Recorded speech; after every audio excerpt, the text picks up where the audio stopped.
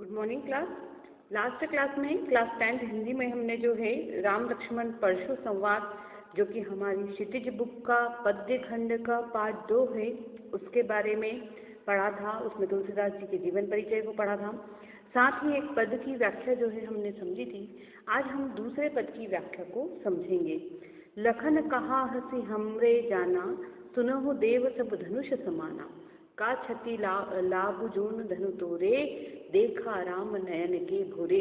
अब जब इस राम लक्ष्मण परशुराम संवाद को हम पढ़ रहे थे उसमें हमने पढ़ा था कि जब सीता स्वयंवर होता है और रामचंद्र जी जब धनुष को तोड़ देते हैं, श्री राम उस धनुष को तोड़ देते हैं, तो उस धनुष शिव धनुष के टूटते ही परशुराम जी बड़े क्रोधित स्वभाव में जो है जनक जी के दरबार में उपस्थित हो जाते हैं और वहीं पर राम लक्ष्मण और परशुराम के बीच में जो है संवाद चलता है। उसी का वर्णन इस पद में किया गया है।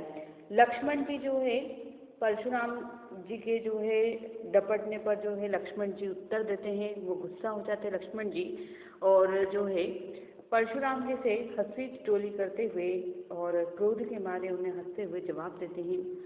लखन कहत हसी हमरे जाना, लक्ष्मण ने हंसते हुए कहा, सुनहु देव सब धनुष समाना।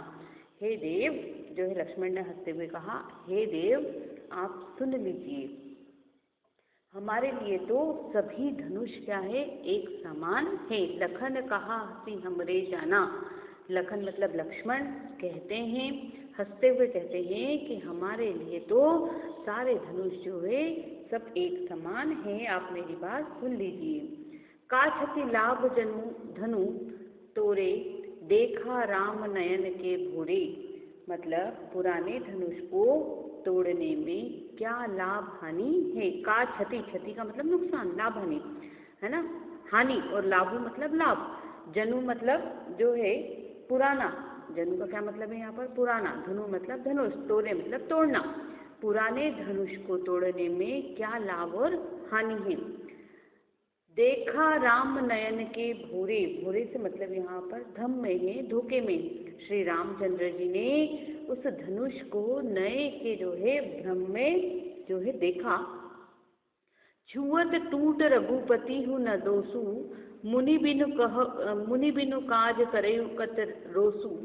बोले चिते परसु की ओरा, रे सच सुनेऊ सुभाव न मोरा। मतलब अब लक्ष्मण जी जो है कहते हैं, क्या कह रहे हैं लक्ष्मण जी कि जो है हमारे लिए तो सभी धनुष एक समान हैं, तो पुराने धनुष को तोड़ने में क्या लाभ हानि है। श्री राम ने उसे नया समझकर छुआ, देखा था, परंतु वो उनके छूटते ही क्या हो गया, टूट गया। छुअत टूट रघुपति ना दोसु, मतलब छूटे ही वह धनुष टूट गया। इसमें श्री राम का क्या दोष है। मुनि बिनु काज करे पितरोसा, मतलब हे मुनि श्रेष्ठ या हे मुनिवर, आप बिना किसी कारण के ही काज, काज मतलब कारण, करे कत रोसु, रोसु मतलब गुस्सा कर रहे हैं, आप क्रोध कर रहे हैं, आप बिना किसी कारण के ही क्रोध कर रहे हैं। बोले चित परसु की ओर, इस पर परशुराम जी अपने फरसे की ओर देखते हैं, क्योंकि परशुराम जी का जो है फरसा वह बहुत प्रसिद्ध है कि परशुराम जी के फरसे से ही उन्होंने कई बार ब्राह्मणों को जो है भूमि का दान किया था, राजाओं का वध करके। ठीक है, कई बार इस फरसे से ही उन्होंने राजाओं को का वध किया था और जो उनसे प्राप्त भूमि थी उसको किसको किया था, जो है ब्राह्मणों को दान कर दिया था। तो वही बोले चिते परसु की ओरा, रे सच सुनेऊ सुभाव न मोरा। क्या कहते हैं, हे मूर्ख, परशुराम जी कहते हैं अपने परसे की ओर देखते हुए बोलते हैं कि हे दुष्ट, तुमने मेरे स्वभाव के बारे में नहीं सुना है। मैं तुझे, तुमने मेरे स्वभाव के बारे में नहीं सुना है। परशुराम जी अपने फरसे की ओर देखते हैं और लक्ष्मण जी से कहते हैं कि तुमने मेरे स्वभाव के बारे में नहीं सुना है। बालकु बोली बधो नहीं तो ही, केवल मुनि जड़ जानि मोही। बाल ब्रह्मचारी अति कोही, विश्व विदित क्षत्रिय कुल द्रोही। अब जो है विश्वामित्र जी कह रहे हैं लक्ष्मण जी से कि जो है मैं तुझे बालक जानकर, बालक बोली मतलब बालक जानकर, बधो नहीं सोही मतलब मैं तुझे नहीं मारता हूँ, केवल मुनि जड़ जानी मोही, केवल तू मुझको मात्र मुनि ही समझ रहा है। अब विश्वामित्र नहीं, परशुराम जी कह रहे हैं जो है लक्ष्मण जी से कि जो है तुम मुझे जो है क्या समझ रहे हो, तुम मुझे जो है मैं तुमको बालक जानकर मार नहीं रहा हूँ, परंतु तुम मुझे केवल क्या समझ रहे हो, मुनि ही समझ रहे हो। बाल ब्रह्मचारी अति क्रोही, विश्व विदित क्षत्रिय कुल दोही, तुम में जो है बाल ब्रह्मचारी और अत्यंत क्रोधी हूँ, और यह विश्व विख्यात है कि मैं क्षत्रिय कुल का क्या हूँ, शत्रु हूँ। भुजबल भूमि भूप बिनु कीन्ही, विपुल बार महिदेव निदीनी। भुजबल मतलब मैंने अपनी भुजाओं के बल से जो है, भूप मतलब राजा, बिनहु कीनी मतलब मैंने अपनी भुजाओं के बल से इस भूमि को कई बार राजाओं से विहीन कर दिया है। विपुल बार, विपुल मतलब कई बार, महिदेवन दी, महिदेवन किसको कहा है, ब्राह्मणों के लिए कहा, कई बार ब्राह्मणों को दे दी है, दान कर दी है। क्या कहते हैं कि मैंने अपनी भुजाओं के बल से कई बार इस जो है भूमि को, पृथ्वी को जो है राजाओं से विहीन कर दिया है, और बार बार उसे जो है ब्राह्मणों को दे दिया है। सहस्र बाहु भुज छेद निहारा, परसु बिलो की महीप कुमारा, मैंने जो है क्या कहा, सहस्त्र बाहु की भुजाओं को काटने वाले इस फरसे को देख ले। हे महीप कुमारा मतलब राजकुमार, परसु बिलो का महीप कुमारा मतलब हे राजकुमार जो है मेरे इस सहस्त्र बाहु की भुजाओं को काटने वाले इस फरसे को देख ले, है ना। परसु बिलुक महीप कुमारा, हे राजकुमार जो है सहस्त्र बाहु भुज छेद निहारा, जिसने सहस्त्र बाहु की भुजाओं को काटा है, उस फरसे को देख ले। मातु पिता ही जनी सोच बस करसी, महिष किशोरा गर्भन के अर्भक दलन, परसु मोर अति घोरा। मतलब ये है कि तू अपने माता पिता को कष्ट के वशीभूत मत कर, मेरा यह फरसा बहुत ही भयानक है, जो कि गर्भ के बच्चे का भी विनाश कर देता है। गर्भन के अर्भक बच्चा, गर्भन के अर्भक मतलब जो गर्भ में स्थित है बच्चा, उसका भी क्या है, दलन, दलन मतलब विनाश करना।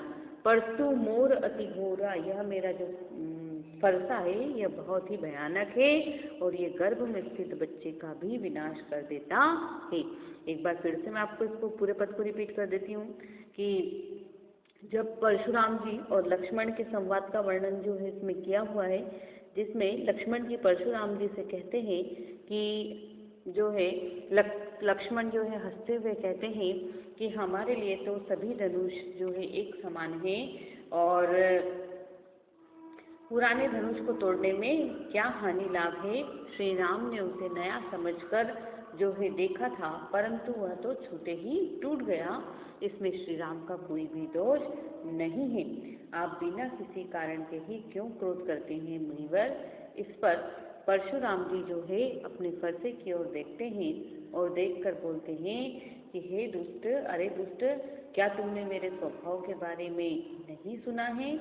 मैं तुझे बालक समझकर नहीं मारता हूँ, बालक समझकर नहीं मारता हूँ। अरे मूर्ख, क्या तू मुझे मात्र मुनि ही समझ रहा है। मैं बाल ब्रह्मचारी, अत्यंत क्रोधी और विश्वविख्यात हूँ कि मैं क्षत्रियों के कुल का शत्रु हूँ, और मैंने अपनी भुजाओं के बल से इस पृथ्वी को कई बार राजाओं से विहीन कर दिया है, और उस पृथ्वी को ब्राह्मणों को दान दे दिया है। हे राजकुमार, यह जो है सहस्त्र बाहुओं की भुजाओं को काटने वाले इस फरसे को देख ले। तू अपने माता पिता को कष्ट के वशीभूत मत कर। मेरा यह फरसा बहुत भयानक है, यह गर्भ के बच्चे का भी विनाश करने वाला है। तो इस तरीके से जो है परशुराम जी और लक्ष्मण के बीच में संवाद होता है। अब अगला देखते हैं, जिसमें लक्ष्मण के व्यंग्य वचन जो है परशुराम जी को और उत्तेजित कर देते हैं। बिहसि लखन बोले मृदुवाणी, अहो मुनीस महाभट्टमानी, पुनि पुनि मोहि देखाव कुठार, चहत उड़ावन फेंक फुहार। अब जब परशुराम जी से लक्ष्मण इतने वचन कहते हैं तो परशुराम जी जो है क्रोध में भर जाते हैं और वो कहते हैं,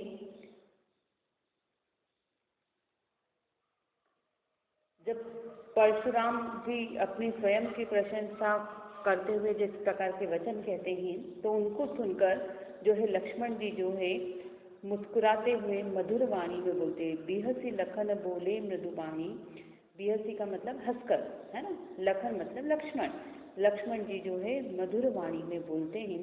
अहो मुनीस महाभट्टमानी, जो है अहो मुनिवर आप स्वयं को बहुत बड़ा योद्धा समझ रहे, महाभट्ट मतलब महान योद्धा मान रहे हैं। लक्ष्मण जी कहते हैं मधुर वाणी में परशुराम जी से कि आप स्वयं को जो है बहुत बड़ा योद्धा मान रहे हैं। पुनि पुनि मोहि देखाव कुठारू, आप जो है बार बार मुझे, कुठारू का मतलब है यहाँ पर फरसा, आप मुझे बार बार जो है फरसा दिखाकर डराना चाहते हैं।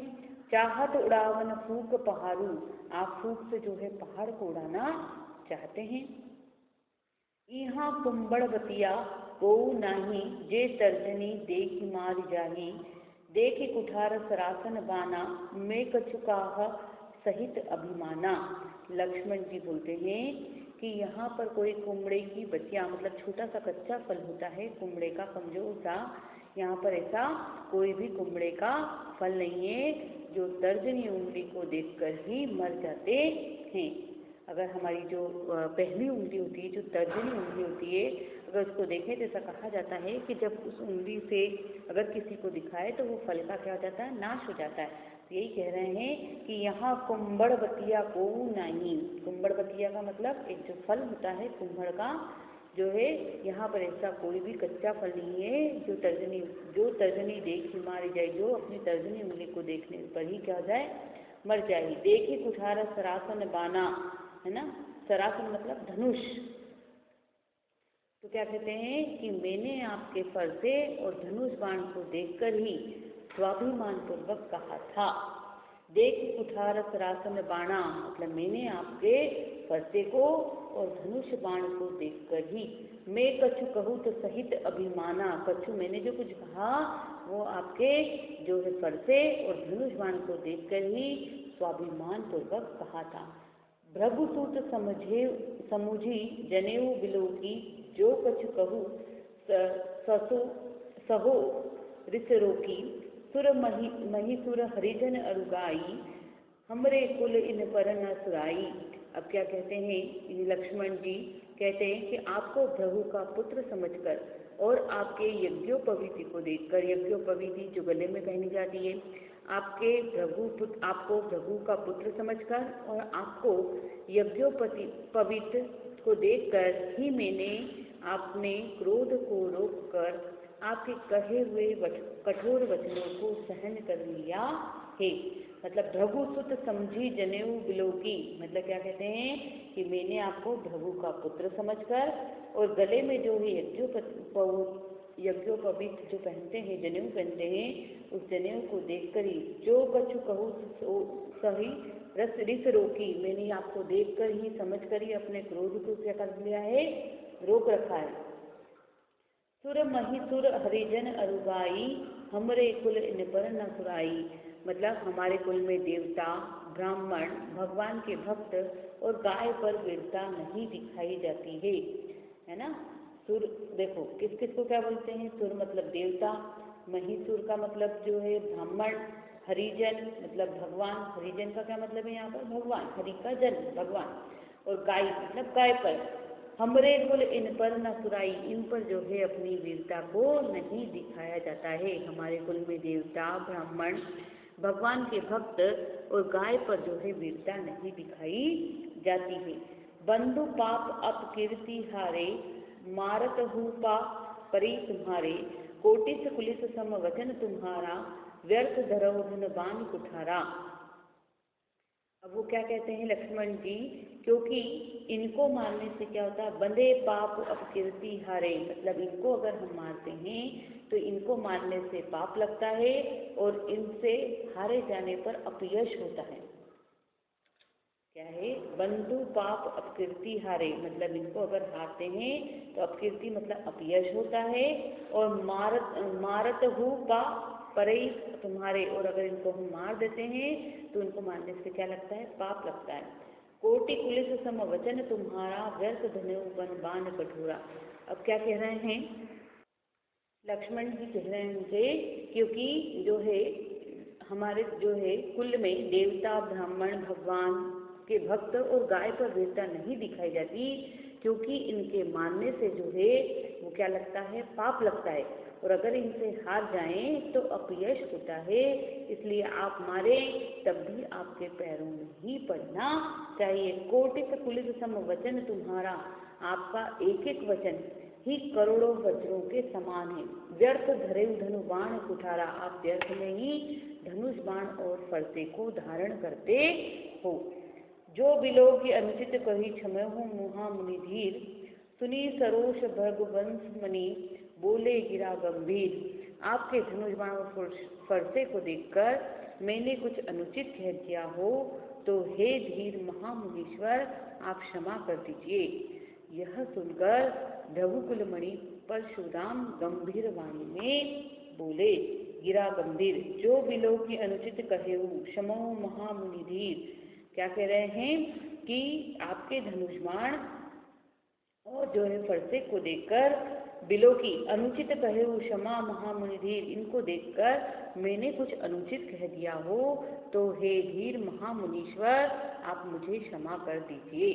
यह सुनकर भृगुकुल मणि परशुराम गंभीर, सुनी सरोष भृगुवंश मणि बोले गिरा गंभीर।